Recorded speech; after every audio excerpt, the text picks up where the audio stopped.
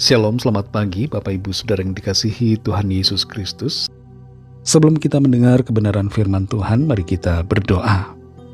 Bapa kami yang di sorga, Bapa dalam nama Tuhan Yesus Kristus, Tuhan yang sangat baik, yang selalu beserta dengan kami. Tuhan Allah pencipta segalanya. Terima kasih untuk hari baru ini. Kembali kami ada karena anugerah-Mu.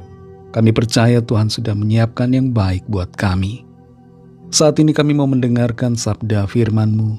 Urapilah kami Roh Kudus supaya kami mengerti dan mentaati akan setiap kehendak-Mu. Dalam nama Tuhan Yesus kami berdoa. Haleluya, amin.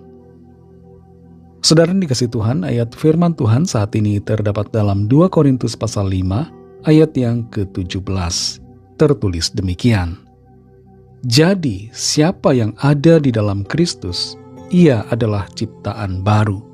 Yang lama sudah berlalu, sesungguhnya yang baru sudah datang. Saudara yang dikasihi Tuhan, ada pendapat yang mengatakan bahwa butuh 21 hari untuk membentuk kebiasaan baru. Tapi penelitian dari University College London menyimpulkan yang lain. Dibutuhkan rata-rata sekitar 66 hari untuk mengubah kebiasaan lama kepada kebiasaan yang baru.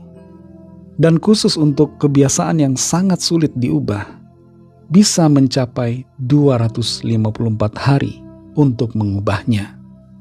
Dan penelitian ini menunjukkan bahwa kalau kita berusaha mencoba mengganti kebiasaan kita yang lama kepada kebiasaan yang baru, lalu gagal dalam 1 minggu, itu adalah hal yang normal. Jangan dulu menyerah, tapi tetap berusaha untuk mencapai kebiasaan baru yang lebih baik. Dalam 2 Korintus 5 ayat 17 ini dinyatakan, jadi siapa yang ada di dalam Kristus, ia adalah ciptaan baru. Yang lama sudah berlalu, sesungguhnya yang baru sudah datang. Dalam ayat ini saudara dinyatakan tentang perubahan status kita yang terjadi secara langsung dari ciptaan yang lama yang berdosa menjadi ciptaan yang baru, yang dikuduskan dan dibenarkan oleh darah Kristus. Namun demikian saudara, sebagai ciptaan baru, bagaikan bayi yang baru lahir, yang belajar akan banyak hal, kita sebagai ciptaan baru juga belajar untuk memiliki kebiasaan-kebiasaan yang baru, dan berusaha untuk meninggalkan kebiasaan lama kita. Tuhan mengerti pergumulan kita, saudara. Dan Tuhan memberikan kita kemurahan. Tuhan memberikan kita anugerah-Nya untuk berubah. Tuhan bahkan memberikan kesempatan pengampunan ketika kita jatuh. Tapi kesempatan dan anugerah itu jangan kita sia-siakan. Kita harus sungguh-sungguh berubah dan benar-benar menjadi ciptaan baru yang berkenan di hadapan Tuhan. Dalam Roma 12 ayat 2 dinyatakan tentang bagaimana kita tidak boleh menjadi serupa dengan dunia ini, tapi kita harus berubah oleh pembaharuan budi kita, sehingga kita dapat membedakan mana kehendak Allah, apa yang baik, yang berkenan, dan yang sempurna di hadapannya. Mengubah kebiasaan kita yang lama, kebiasaan yang berdosa, kebiasaan yang tidak berkenan pada Tuhan, bukan hanya soal kemauan kita, tapi harus ada pembaharuan budi, pembaharuan pikiran di dalam Kristus. Maka dari itu jangan kita merasa puas, berhenti di titik di mana kita percaya kepada Tuhan Yesus. Kita harus mengisi hidup kita, mengisi hati pikiran kita dengan firman Tuhan, supaya pikiran kita, paradigma kita, pandangan kita mengalami perubahan, dan dari situ kita juga mengalami perubahan kebiasaan. Sebagai ciptaan baru, kita harus benar-benar menanggalkan manusia lama kita dan mengenakan manusia baru. Kita tidak bisa hanya berhenti melakukan kebiasaan buruk, tapi kita harus memulai kebiasaan-kebiasaan baik, kebiasaan yang sesuai dengan kebenaran firman Tuhan, gaya hidup sebagai orang-orang percaya, warga kerajaan sorga.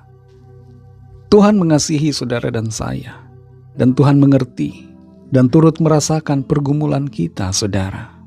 Kalau kita terjatuh kepada kebiasaan lama, jangan menyerah, tapi bangkit lagi. Karena Tuhan mau kita bangkit dan kembali bersemangat untuk hidup dalam kebenarannya.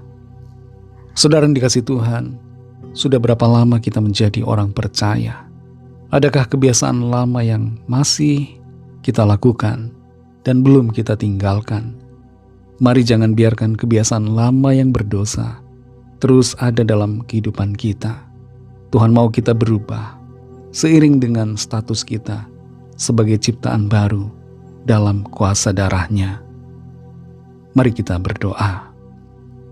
Terima kasih Tuhan Yesus, kami bersyukur untuk firman-Mu yang sudah kami dengar saat ini, yang mengajar kami untuk mengubah kebiasaan kami yang lama, kebiasaan-kebiasaan yang berdosa, dan tidak menjalani cara hidup yang tidak berkenan kepada Tuhan.